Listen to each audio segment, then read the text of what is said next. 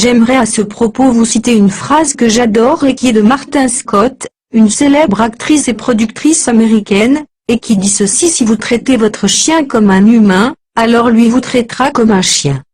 Comprenez bien, si vous voulez avoir une relation harmonieuse avec votre chien, vous devez pour votre bien à tous les deux, instaurer quelques règles de base. Ce sera justement le thème de notre première vidéo. Vous allez y découvrir la façon dont votre chien doit vous percevoir, sinon vous n'aurez jamais le dessus sur lui.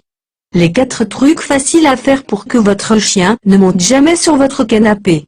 L'endroit où votre chien ne doit absolument jamais aller, sinon il pourrait se prendre pour votre maître, et les techniques de base pour faire comprendre à votre chien les pièces dans lesquelles il a le droit d'aller et celles qui lui sont interdites. Difficile de résister à ce fameux regard de chien battu que nos compagnons savent si bien faire. Pourtant, quand vous prenez un chiot, vous ne devez pas vous laisser attendrir à tout bout de champ, vous risqueriez de le regretter. Une fois que votre chien sera adulte, bien évidemment, cela ne sert à rien de se montrer violent avec lui. Vous devez tout simplement être ferme, comme si vous éduquiez un enfant, même si la race de votre chien est réputée être très têtue. Vous devez vous montrer encore plus têtu. Vous êtes le chef et non l'inverse. Pour bien comprendre le fonctionnement de votre chien, j'aimerais revenir très rapidement sur le concept de meute. Le chien fonctionne comme le loup, vit en meute avec une hiérarchie bien établie dans laquelle le chef de meute est très respecté. Imaginez que chez vous, les choses fonctionnent de la même manière. Vous êtes le chef de meute et votre chien doit le savoir et le comprendre. Grâce à votre autorité sur lui, un chien dans une maison ou dans un appartement ne doit pas pouvoir faire tout ce qu'il souhaite. Sinon, il se considérera comme le chef de meute. Vous devez fixer des règles strictes. Voici donc les premières règles de base. C'est un problème très fréquent et beaucoup de gens baissent très vite les bras et acceptent que leur chien s'accapare le canapé. Cela est d'autant plus fréquent avec les petits chiens, car on a tendance à se dire qu'ils ne prennent pas trop de place et que ce n'est pas gênant. Pourtant, le canapé est un endroit qui doit vous être strictement réservé. Ce n'est pas la place d'un chien. De plus, lui interdire le canapé est un moyen très efficace pour vous faire respecter et lui faire comprendre que c'est vous le maître et que c'est vous qui décidez. Voici 4 points à respecter pour lui interdire le canapé. Avant toute chose, vous devez être cohérent dans les limites que vous posez à votre chien si vous lui interdisez le canapé. Vous devez rester sur cette décision et ne jamais l'autoriser à monter dessus. Jamais, même pas une seule fois. Ensuite, vous ne voulez pas que votre chien monte sur le canapé et vous avez bien raison. Mais vous devez cependant lui réserver une place bien à lui quelque part. Achetez donc un panier adapté à votre chien et placez-le à l'endroit que vous souhaitez qu'il soit. Prenez le temps de bien choisir cet endroit, car il doit rester le même le plus longtemps possible. Sinon, votre chien risquerait de ne pas comprendre où se trouve vraiment sa place. Petite remarque en passant, certains chiens réclameront d'avoir leur maître continuellement dans leur champ de vision. Essayez donc de lui trouver une place dans laquelle il puisse vous voir. Troisièmement, tous les chiens testent les limites de leur maître et tentent de monter sur le canapé. Vous devez alors lui dire non sur un ton ferme.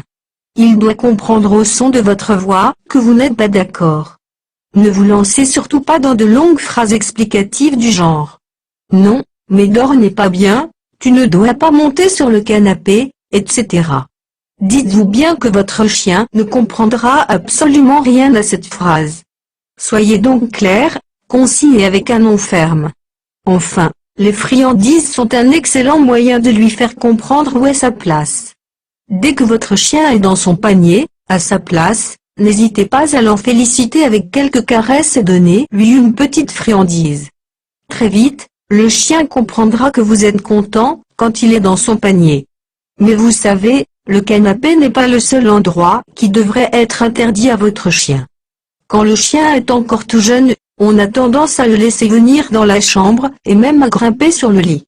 C'est également vrai pour les chiens adultes de petite taille, qui ont souvent la mauvaise habitude de dormir au pied du lit de leur maître. Laissez-moi vous dire que c'est vraiment très mauvais. Ne serait-ce déjà pour des raisons hygiéniques? Un chien sort, marche dans la rue, renifle les besoins de ses congénères.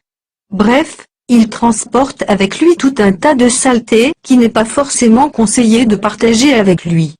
Dans un premier temps, je vous recommande vivement de lui interdire votre chambre, la chambre et encore plus. Le lit doit être un endroit réservé au chef de meute, c'est-à-dire à vous et non à lui.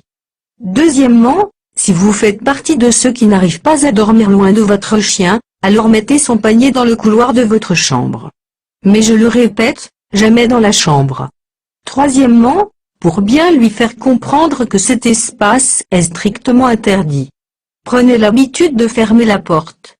Si ne pas avoir votre chien, quand vous êtes dans la chambre est trop difficile pour vous, alors vous pouvez opter pour une barrière de sécurité, comme celle que l'on met pour les enfants. Votre chien vous verra alors à travers les barreaux et vous aussi, vous pouvez le voir. Un dernier conseil, ne cédez jamais, jamais, jamais à ses pleurs. Les premiers temps, votre chien risque de vous exprimer son désir de rester avec vous par des pleurs. C'est là le plus difficile. Restez ferme et ne vous laissez pas attendrir. S'il est pleure trop insupportable et que votre chien ne se calme pas, levez-vous et allez le remettre dans son panier. Une fois couché dans son panier, caressez-le en lui répétant c'est ta place. Comme pour le canapé, vous pouvez aussi l'encourager en lui donnant une friandise.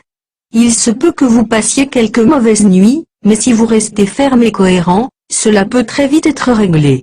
Alors, au-delà du canapé et de la chambre, il y a peut-être d'autres pièces que vous désirez lui interdire, par exemple la salle de bain, la chambre des enfants ou bien même votre bureau.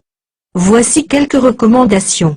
Dès l'arrivée du chien dans votre maison, posez-vous en famille afin de discuter des règles que vous souhaitez imposer au chien. Car si vous ne vivez pas seul, vous devez apprendre ces règles à votre famille afin que tous les membres participent à l'éducation de votre chien. Dans un premier temps, mettez la liste des interdits sur le frigo afin que tout le monde s'en imprègne bien. N'essayez pas d'apprendre à votre chien à ne pas entrer dans certaines pièces en le mettant vous-même dans la pièce interdite et en le réprimande. Mais attendez de le surprendre en train de pénétrer dans un lieu interdit afin de le reprendre ensuite, dites non fermement et guidez-le tout de suite vers un endroit où il a le droit d'être félicité par des caresses. Enfin, vous pouvez aussi le pousser à commettre la faute en laissant la porte de la salle de bain ouverte, guettez-le et dès qu'il approche du seuil de la porte, vous lui dites fermement non afin qu'il comprenne que cette pièce ne lui est pas réservée. Alors bien évidemment, toutes ces règles valent lorsque vous pouvez surveiller. Mais qu'en est-il lorsque vous êtes absent et que votre chien est seul et libre de faire ce qu'il veut? Dans un premier temps, pensez simplement à toujours fermer les portes des lieux qui lui sont interdits, et notamment des chambres et de la salle de bain. Ensuite, pour le canapé, il y a une technique qui fonctionne bien. Je la nomme la technique de l'obstacle. Lorsque vous vous absentez, mettez une ou deux chaises sur le canapé afin que votre chien n'ait pas la place pour s'y mettre. Au bout de quelque temps, vous n'aurez plus besoin de mettre d'obstacle, car votre chien aura compris qu'il ne peut pas y aller. Enfin, lorsque vous rentrez chez vous, vous vous apercevez qu'il y a des poils sur le canapé et que votre chien vous a désobéi. Ne faites surtout pas l'erreur de le gronder. Comprenez bien que votre chien n'a pas la même mémoire que vous. Vous pouvez uniquement gronder un chien si vous le prenez sur le fait plus tard, c'est trop tard et cela ne servira à rien. Je le répète tellement c'est important, gronder votre chien uniquement si vous le prenez sur le fait en train de faire sa bêtise. Jamais après. Alors voilà, cette première vidéo sur le règle d'or pour dresser et éduquer son chien rapidement est maintenant terminée et j'espère vivement qu'elle vous a plu.